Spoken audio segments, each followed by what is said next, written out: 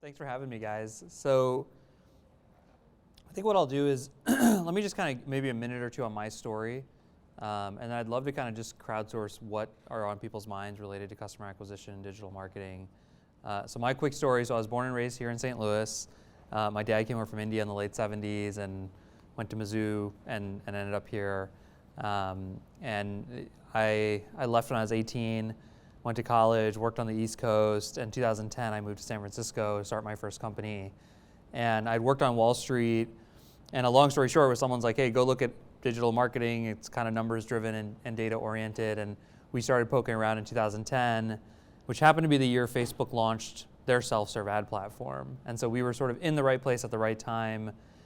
We became one of the first companies. I started a company called Ampush to really figure out how to make Facebook marketing work way back before the mobile phone. Like, we were super early when they were like those right rail ads and you could hyper target them.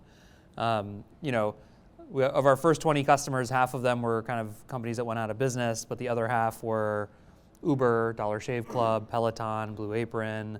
So we ended up running all of customer acquisition on social platforms for some of the biggest sort of disruptive brands out there for many, many years. And it was always a tech-enabled services kind of solution. So we had a bunch of software paired with services. We grew the company to close to 200 people and about $500 million in annual ad spend.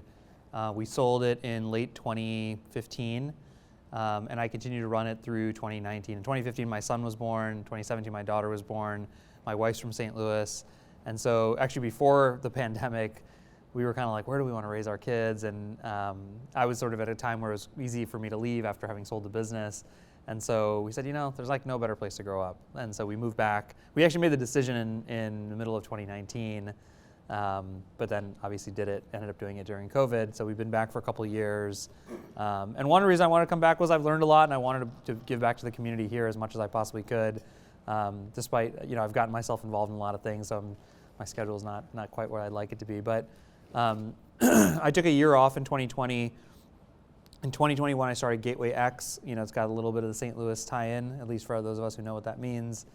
And really the idea was I've learned a ton about customer acquisition, digital marketing, and I'm starting a bunch of different businesses, kind of a venture studio that leverage customer acquisition at the core of one of the unfair advantages of what they're doing. So we've actually launched 3 companies since we started. They're all technically here in St. Louis, although it's pretty hybrid-y in terms of where the people actually are. And so I think today my hope was, to introduce myself, but also just be a resource for everyone here vis-a-vis customer acquisition, digital marketing. I've run it for the biggest companies on the planet. I've done small stuff, big stuff. And so rather than preparing hardcore, I thought it'd be more interesting to kind of like crowdsource maybe a couple burning questions, and then I'm happy to talk through some of the big themes I think about when it comes to digital marketing and customer acquisition.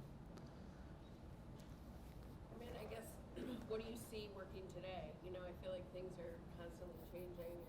And what do you see working for your clients and businesses? Yeah, that's a good one. Let me take a few and then I'll formulate a plan. Anybody else burning thought?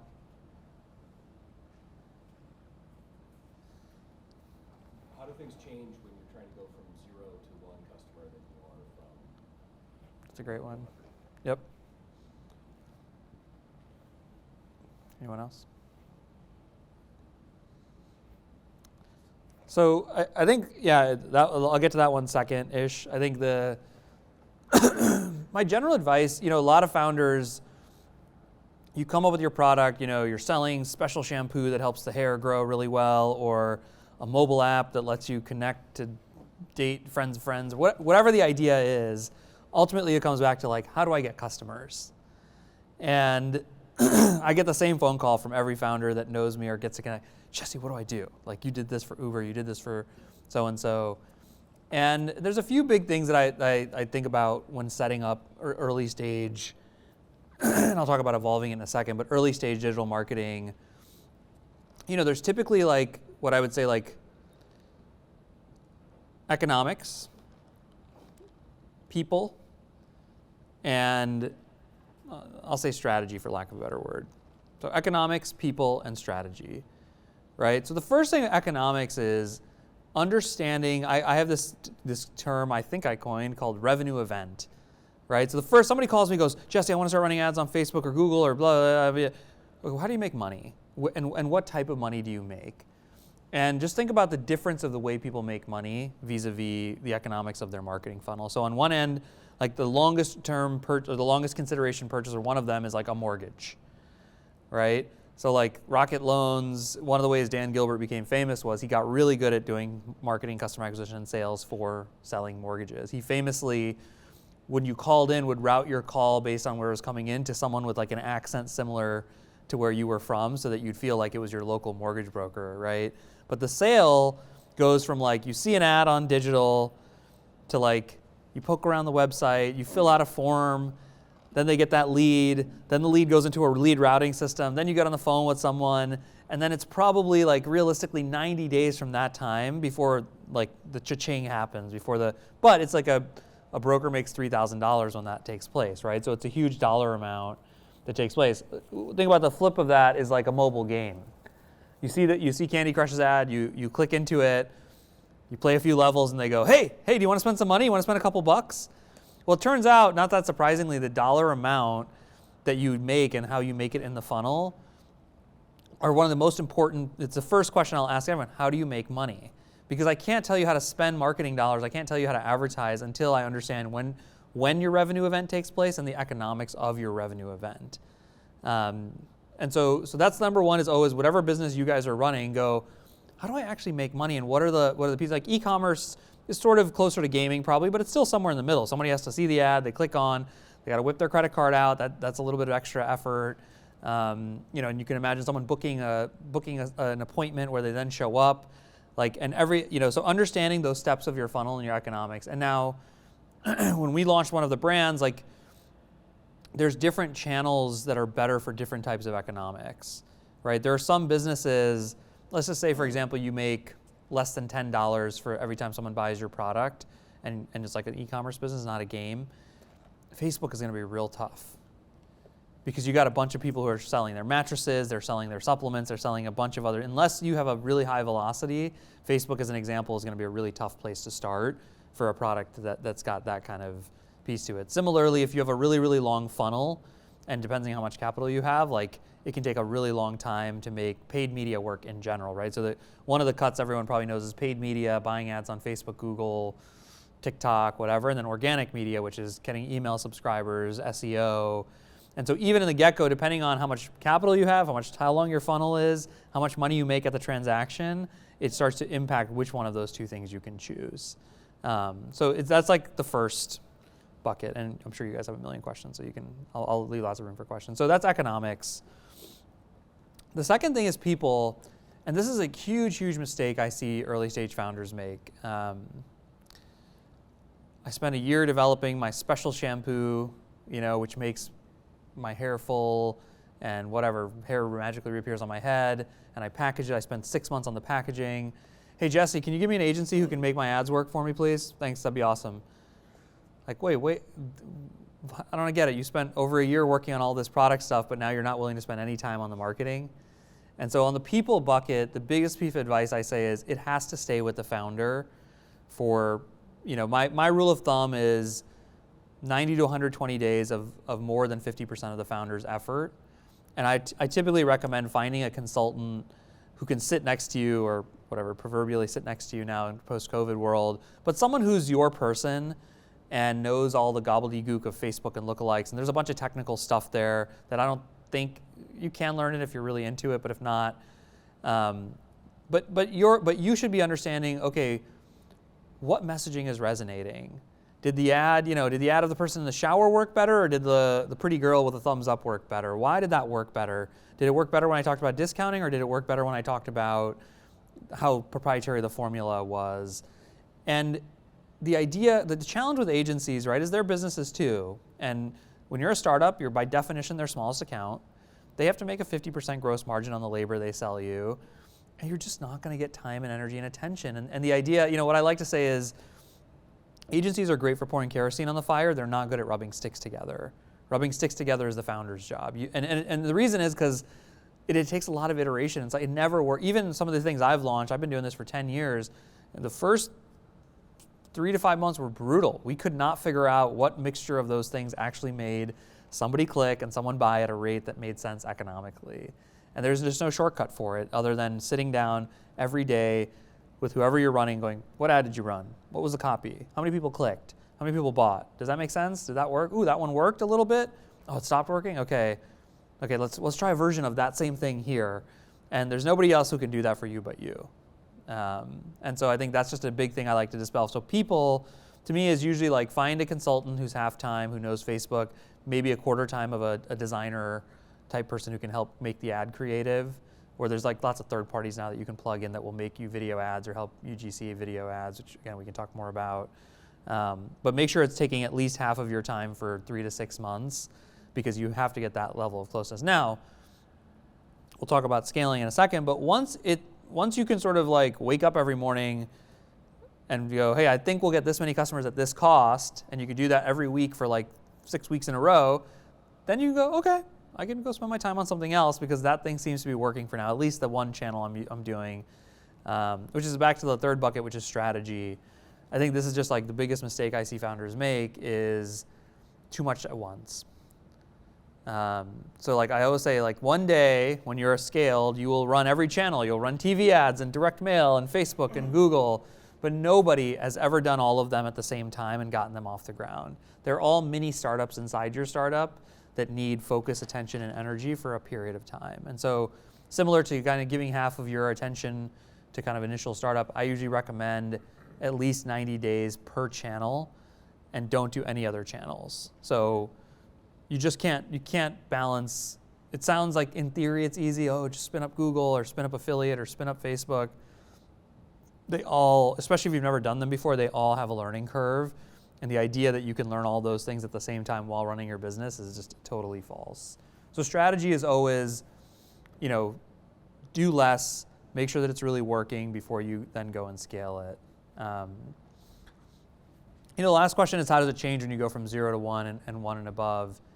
And just from everything I've seen, I would say like there's probably 3 or 4 distinct periods that I've observed. I think there's like going from just 0 to, 10,000 a month that actually works. Like actually the first initial cracking it and making it profitable that can take anywhere from 2 to 12 months. It takes can take a long time.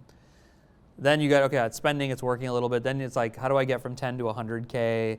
And a lot of that is, some formula is working. It's like, let me get more ads like that, more models. Like my landing pages seem to be working and I can get to that level.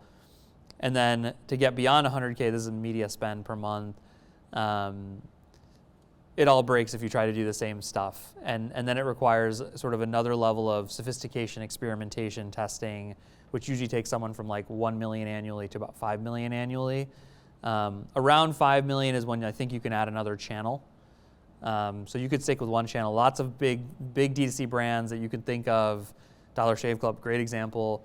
They literally were 80% Facebook until they were tens of millions in revenue. Like they were, they're all scared of that, but they're also, oh my God, I'm so concentrated. You go, yeah, but you're also huge. So like you have the money to go prove other channels out. You don't want to be in a situation where you don't have the money to prove other channels out because you've been so focused on diversification too early. So usually, and then around 10 million, like everything breaks again and it requires a ton of tech, I'd say, and other sophistication, which we're happy to talk about, but it's like many more detailed ads. You're paying attention to how they're running. You probably have a much larger staff of like 5 to 7 people. You're going across lots of different channels. And then people get to like 30 million and then they do stuff like TV, brand advertising, and that's like takes them to like 100. And so I'd say the big differences are sort of like crack the code, just hustle and make it work, start to bring in layers of technology, data, sophistication to measure everything and be able to experiment. And then you start to bring in sort of like old school, for lack of a better term, like TV and brand and other things. And that's kind of the curve I've observed people going through. Yeah, go ahead. I'm done. That's it. Those are my prepared remarks are concluded, or unprepared remarks. So many questions. So, was Dollar Shave Club, are there ads straight to purchase? Mm-hmm. Okay.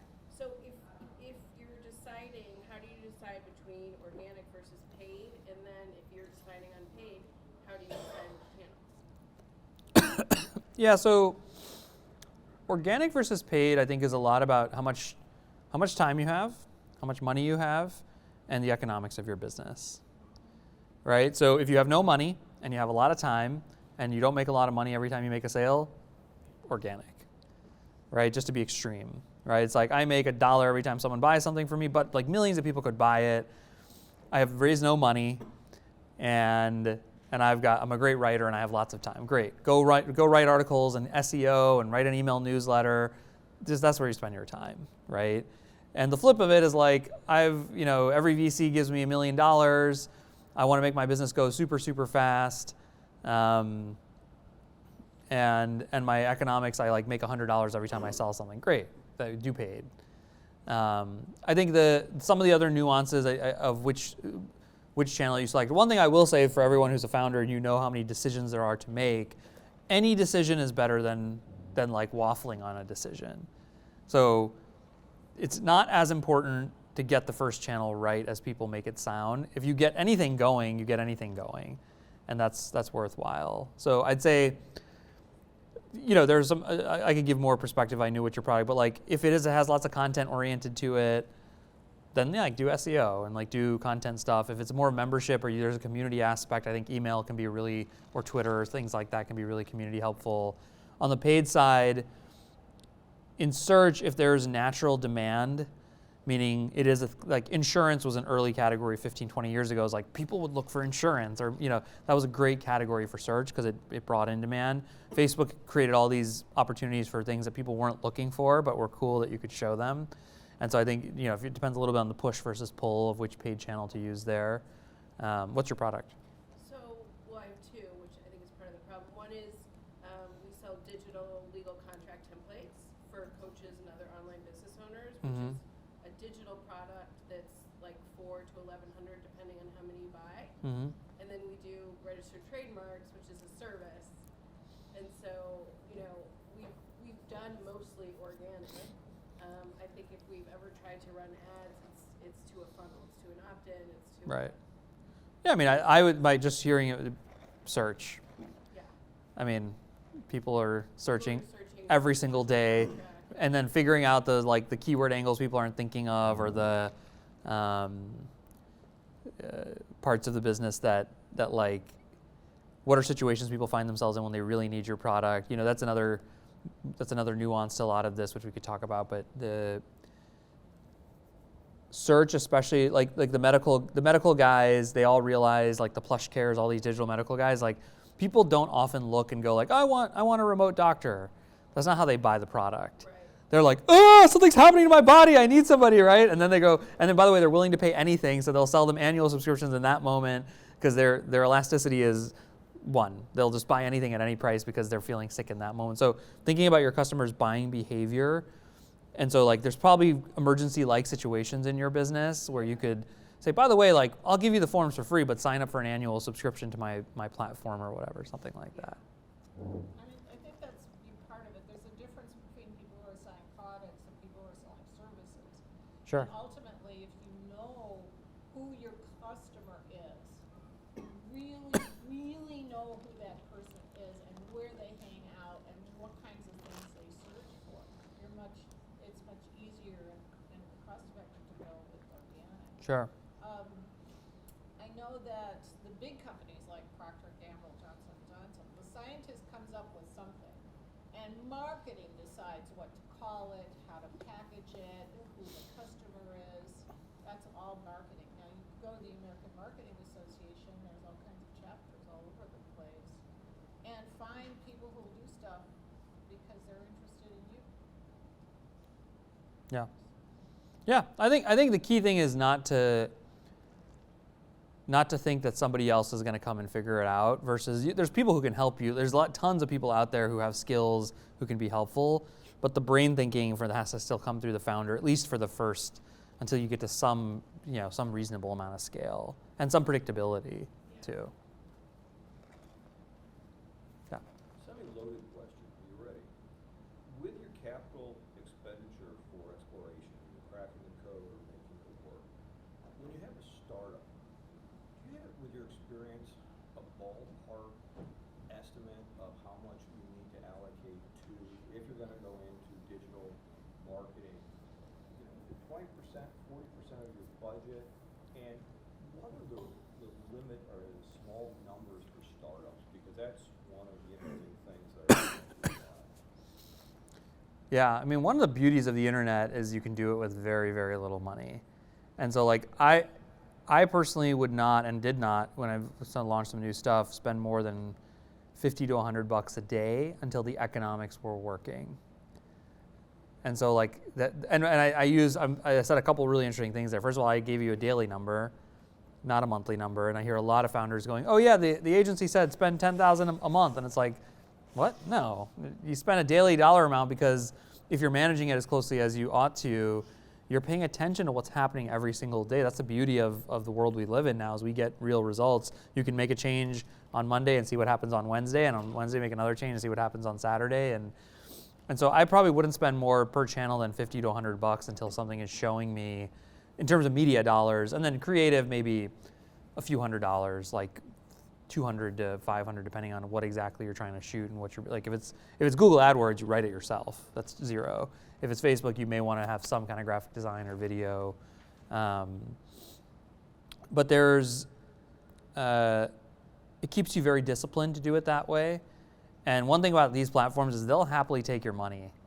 You give them lots of money, they'll happily take it. They'll say, sure, sorry, no results.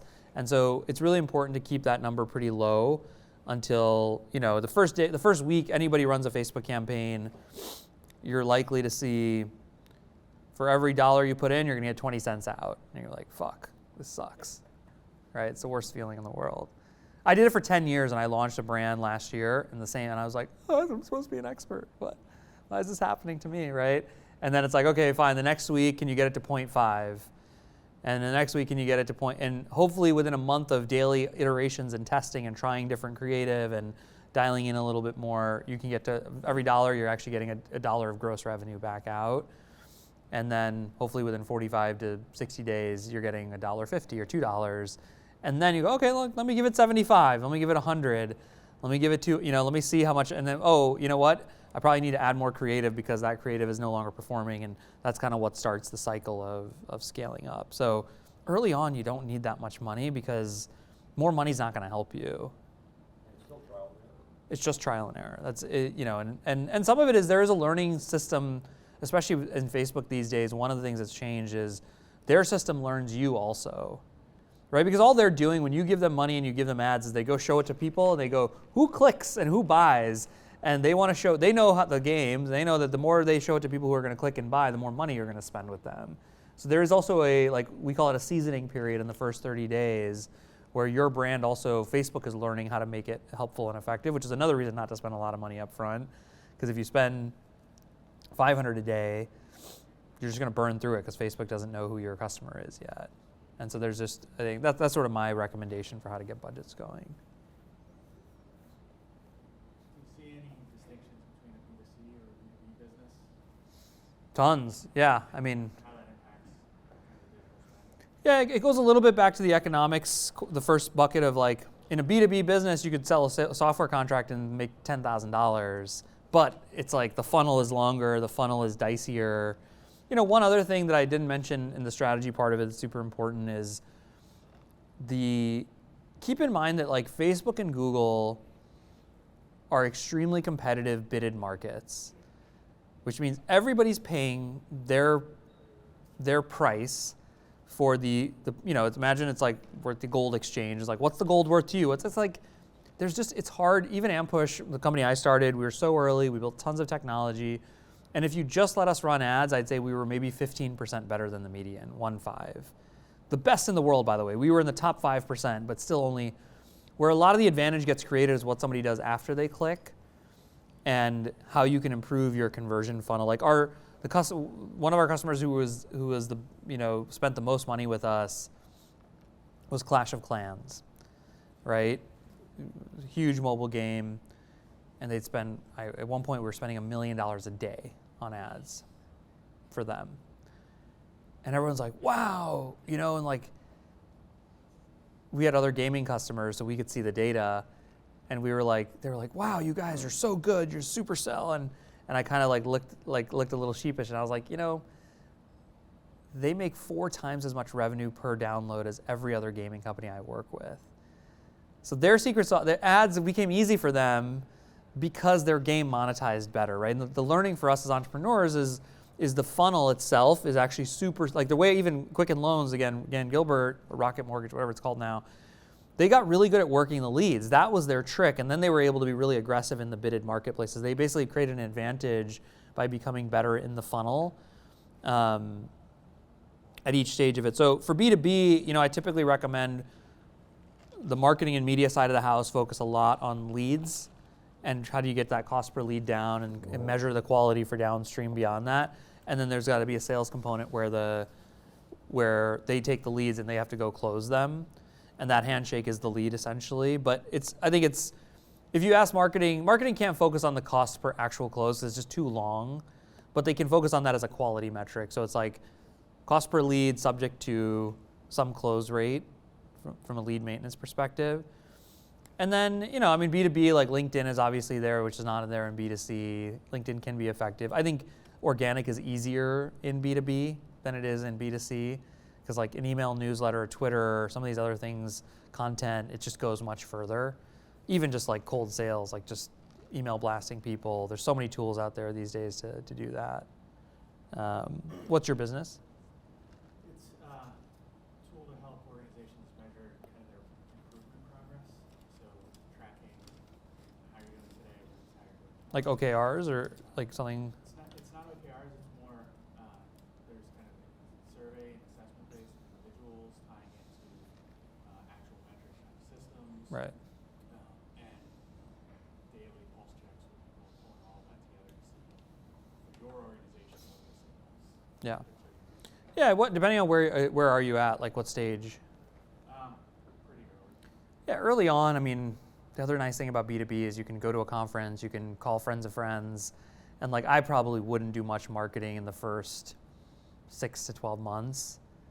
Like get 10 to 20 customers who love it, and B2B, and they're your friends, and their kid's name. They're like the nice thing about B2B is I always tell people this, like B2B, like I get to pitch a customer and I can look at their face and get the feedback of like why they don't like it or what the issue is. Like you don't get that in digital marketing, right? And we're doing this in one of our other businesses right now. It's like once I've sold the thing enough, like I've actually sold it into you, I take that script, I make that into digital marketing ads because I've actually naturally workshopped it 100 times. So I know the things that people get excited about, and then marketing is just sales at scale, essentially. It's like the same messaging, just in a more scaled way.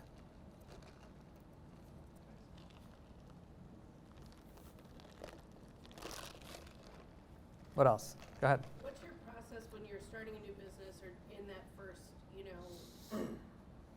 months of really being the founder to nail that messaging? Like, do you have a specific process that you find that works, or is it really just? One thing that we did this in one of the B2C brands we started was we actually got like a bunch of customers, we gave them gift cards and we pitched it to them. Mostly because I had done, like, even though I'd helped people with B2C, I had done a lot of obviously my company was selling to other businesses. So I was like used to getting on the phone and pitching someone.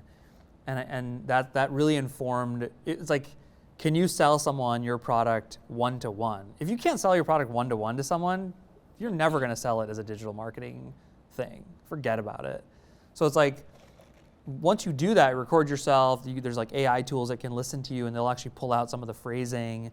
And so that was something we actually did. It was a supplement product, or it is a supplement product, and we found that to be a really effective way to figure out when did people's eyes light up, when did they get excited, because you just don't get that when you're running a digital ad. So I think that's one part of it. And then the other part of it is like, this is kind of a funny adage early on, like stop trying to get the answer right and focus a lot on learning. I think it feels like, what's the right answer to the ad? It's like, I don't know. If you run 3 Facebook ads and you're trying to get the answer right, you're going to do all these little weird things. If you're just trying to learn, you may go, well, one, I really want it to be value focused. One, I really want it to talk about how wonderful the product is. And let me see what people like. And that's why I think it's important for the founder to be engaged early on, because 2 days later, you're actually going to get feedback on that. You're going to go, wow, everyone clicked on the one that talked about the quality of the product. Or I had an emotional message about how hard it is to be a business owner and how my forms help, and that's the one everybody really engaged with. So that's why it's like, it's an amazing source of data, Facebook or any of these. Facebook's the easiest one still, but like at scale to learn. But I think the biggest mistake I see founders make, they don't engage with it. They just like, somebody go run these ads and let's see what happens. Why aren't you getting me customers? It's like, well, there's no, anyone who tells you they can just take your business and figure out how to make it work, they're full of shit. I've never seen it happen. They may be really smart and then they're going to do that work that you probably should be doing, but even then that person's going to want 10% of your company, not $5,000 a month, right? Like if you could actually do that for someone, why would you get $5,000 a month? They'll put an intern on your ads that knows how to run Facebook ads for $5,000 a month. That's not going to get you anywhere. So why is bootstrapping better? Discipline. I mean, it's the same thing we just said, right? Like $50 a day is actually a way better way to start a business on ads and when you have too much money, in my experience, the biggest scarce resource is the founder's time and attention early on. And raising money mistakenly convinces, like, look at this FTX guy, right? Like the issue was, I don't know anything about crypto, by the way, and I don't have any whatever. I don't want to create a shit stir of that. But clearly the guy had too much going on. And I think that's one of the issues with raising money is that it starts to deceive the founder into thinking that they can do more just as a human being than they can actually do.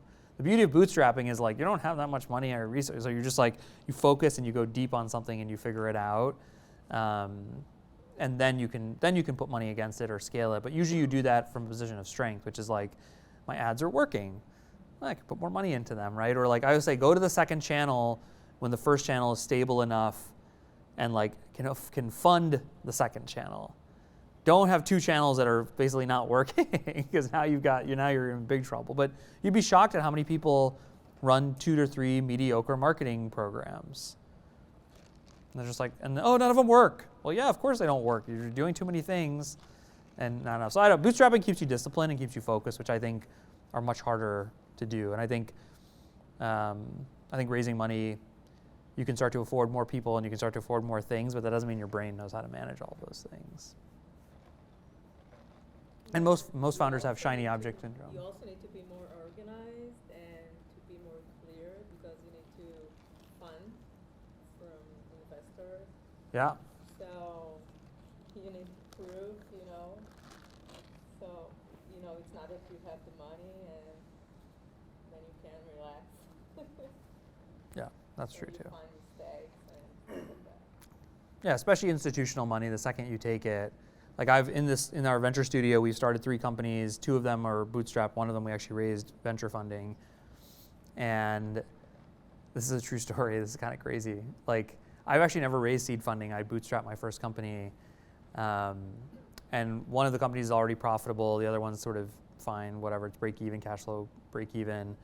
This one is was losing money, and so we thought, and it's a SaaS business, so we thought it'd be better to raise funding. And it's not true for angels or on a safe. So like those are a little bit better instruments. We did a priced round because I just didn't want to make promises to raise more money in the future. And one of the clauses that came up was, a seed founder, you have to revest equity. That's a common term because these guys are putting money in, and if you disappear, you can't just own the business. But then there was like, what happens if you die, Jesse? And they're like, vesting stops if you die. And I was like, I'm 38. I was like, hopefully I don't die. I was like, but that seems unfair. Like I've started the company. I want my family to have the equity, And they said, well, we get it, and like this company, if I die, I still own, my family would get all the equity in the company, in company A that has no outside capital. Company C, nope, that's not the case. And eventually I traded it for some other things that I got with price and valuation, which was fine. Hopefully I won't die. And it was like 3 years of vesting. But what occurred to me in that moment was that the second you raise institutional money, your business, whether you like it or not, is a financial product. It has to deliver a return for a set of investors and their investors, right? And so like it was just a perfect example of a clause like, in company A, if I die, that money goes to my wife and my kids, or the equity value. It's now owned by my family. This is not the case. The equity will stop vesting. Somebody else will get it because they've put money into this business and they need to get a return on that money. So you just have to realize that you're making, that's the deal with the devil when you're raising that money. Hope you don't die. Me too. But it was like pretty shocking because I completely redlined it out in the first, and then I called a couple friends, and they were like, "No, Jesse, that's normal." I was like, "What? That's normal?" It makes sense. I mean, if I die, they got somebody who owns 80% of the company who is not there anymore. They need to go hire a CEO and all that stuff. But it's like it just reinforces to you how much of a financial product your business has become.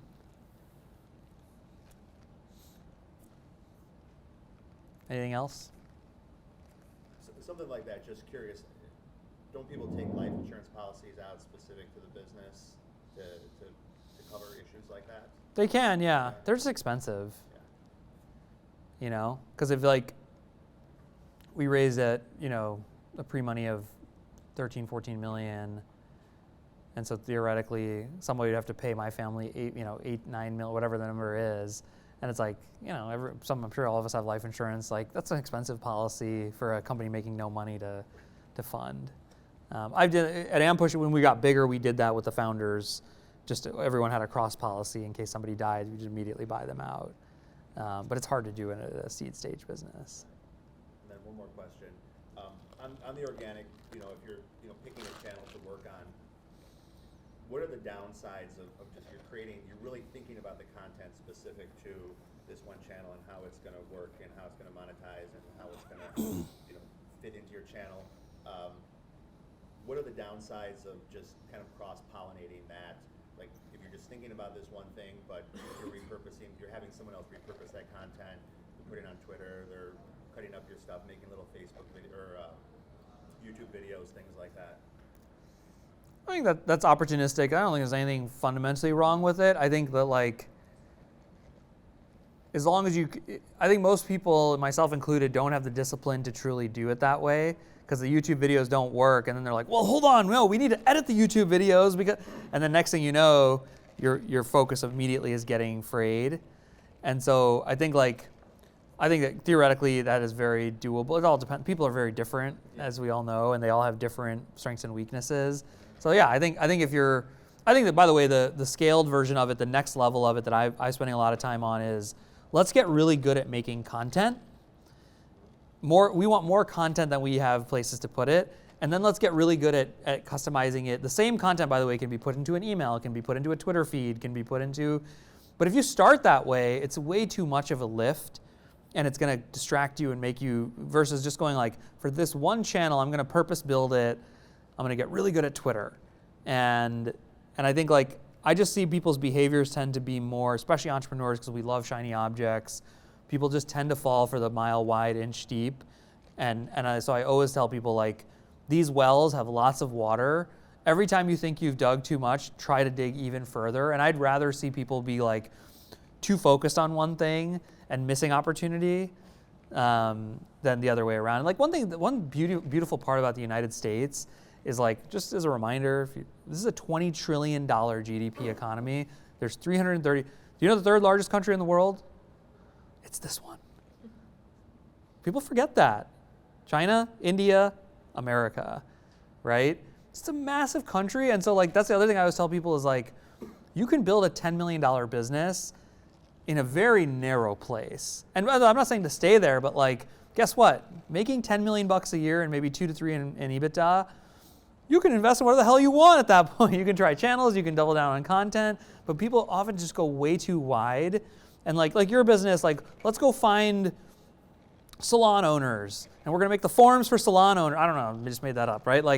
There's some tiny little segment, and you make sure that those people really love your product, and that doesn't mean you can't expand. Remember, Amazon started with books only. If I told you my master plan was to have the largest e-commerce store on the planet, and I said I'm only going to sell books for the first 5 years, you'd think I was a total idiot. Or if I told you I was going to have the largest social network on the planet and I'm going to start in 8 universities, dumbest idea ever, Jesse. What are you talking about, right? So that focus early on, I think can go a really, really long way. And I just see more people getting frayed and getting distracted. And so yeah, look, in theory, I think build content for one channel and have a couple of people repurpose it, not a big deal, until your brain starts to go, I don't like the way that LinkedIn post looked. And that YouTube video, it didn't work well. And then your brain starts to go, well, I want to make YouTube work better, but then that takes your eye off the ball here, and that's what I see the risk of it being. I think the natural kind of in my mind, right, it's like you're putting all your dependence on a platform, that you don't own. When you have the email list and you have them already as customers, then you kind of own them. But if you're kind of going through one of the different platforms, they change things or things change drastically, or the iPhone update or whatever, you could have a huge drop. And I don't know, in my mind, I kind of see this idea that, okay, YouTube's not getting any traction, but it's like one more place of social proof where people can go to. They're like, well, I don't know about this product, and see that it's kind of ubiquitous. It's all over. Yeah, normally what I tell people, whether it's Facebook ad concentration or even when it comes to like coding up a platform, when I started my first company, someone was like, you got to make sure the code's written correctly, Jesse. If the code is written poorly, one day you're going to have this huge problem. It won't scale, technical debt. And I met a few people, and one guy looks at me and he goes, Jesse, get the product built as fast as you can. Who gives a fuck how it gets built? If you ever have that technical debt problem, God bless you, because it means your business is big enough to matter to have that issue, and you'll also have the resources to solve for it. So I'd say the same general thing, which is like, build it on the back of Twitter, build it on the back of Facebook. I'm not saying never do anything different, but that gets you to enough scale. One of the businesses we started last year is like it's like an offshore growth marketing talent marketplace. So we basically find you offshore growth marketers who can do Facebook ads and whatever. 80% of the leads have come from Twitter. But they've been free, and the business is doing multiple millions in revenue. Now we have tons of budget to go try and do other things, and we will divert. I mean, we have to divert. To your point, but I think like early on, people worry too much about diversification, way too much about diversification. Can we go back to your $50 to $100 a day concept? If you, in a month, that's what, 1,500, 3,000. 6 months, that's up to 18,000, which is it's a significant sum of money for somebody who's trying to get something. Sure. At what point, what's that minimum that says you got to stick with it at least until 90 days. I mean, if you can't get that dollar in, dollar out to sort of like at least be moving in the right direction within 90 days, and you should cut bait and go do something different. How much time per day? How much of your day? 50%. Wow. And do you have any specific opinions about LinkedIn as a channel? I don't know much about it, to be completely frank. The minimum entry point is much higher than others. Like I think it's $2 to $3 a click as their minimum or something like that. So it just like naturally prices out a bunch of stuff. Because if you're getting a visitor, remember, if you're getting a visitor for $3, like the average conversion rate of the internet's roughly 2% or something like that. So you're immediately paying $60 for a lead or something. Like it makes the price per very high initially. So that your 50 to 100 range doesn't. You'd get one lead a day or something, and hopefully get two in a month or like it's possible. I mean, you can do those things. I think it depends a lot on if it's tailor-made for LinkedIn. I do think there's a huge opportunity for what it's worth in like running B2B ads on Facebook that people don't realize how big of an opportunity. Because like it's not like I use both. Does everybody here use both? Of course we do. So like I don't stop being an entrepreneurial founder CEO when I get on Facebook. So you hit me with a good ad there, I'll respond to it. And LinkedIn, frankly, some of it's just engagement. Like I probably spend 30 minutes a day with Facebook and Instagram. I probably spend 10 minutes a day on my LinkedIn feed. And so some of it's just like we're more likely to get time on it. But yeah, I think it can work. But yeah, I think 90 days, if you can't move the needle to improve it and like see like light at the end of the tunnel, you should, it's probably, for whatever reason, it ain't, like, that's another funny thing. As much as I'm talking about focus and energy, like, there is a thing of, like, if you're not seeing progress and you're not getting somewhere, it's also, sometimes you just have to change gears because sometimes it's just better to change. Like, it's not,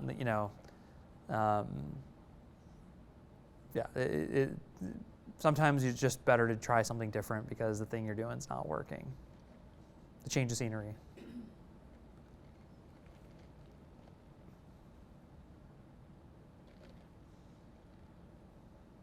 All right. Thanks, guys.